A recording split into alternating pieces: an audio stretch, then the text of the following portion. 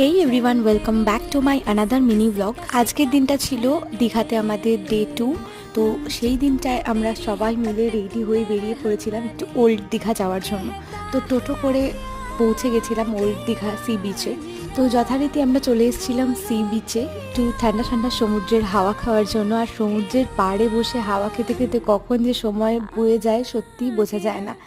Anyway, তো আমাদের একটু খিদে পেয়ে গেছিলো বলে আমি আর ওয়েন্দ্রিলা চলে গেছিলাম একটা কাবাবের দোকানে। তো সেখান থেকে একটা কাবাব অর্ডার করেছিলাম। সত্যি বলতে টেস্ট ওয়াইজ ভীষণই বাজে ছিল। যেমন এক্সপেকটেশন নিয়ে খাওয়াটা স্টার্ট করেছিলাম ততটাই ডিসঅ্যাপয়েন্টেড হয়েছিলাম। তো এনিওয়ে, দীঘাতে আসার পর থেকে এক কাপ ভালো চাও খাইনি, তাই এই দোকানটাতে চলে এসেছিলাম চা খাওয়ার জন্য। কিন্তু প্ল্যানটা একটু চেঞ্জ করলাম, আমরা কিন্তু কফি নিয়েছিলাম। কফি খেয়ে চলে এসেছিলাম এই শপটাতে। ওয়েন্দ্রিলার টুকিটাকি কিছু কেনার ছিল, এখান থেকে কি রিং এই সবগুলো কিনেছিল ওর ফ্রেন্ডদের জন্য।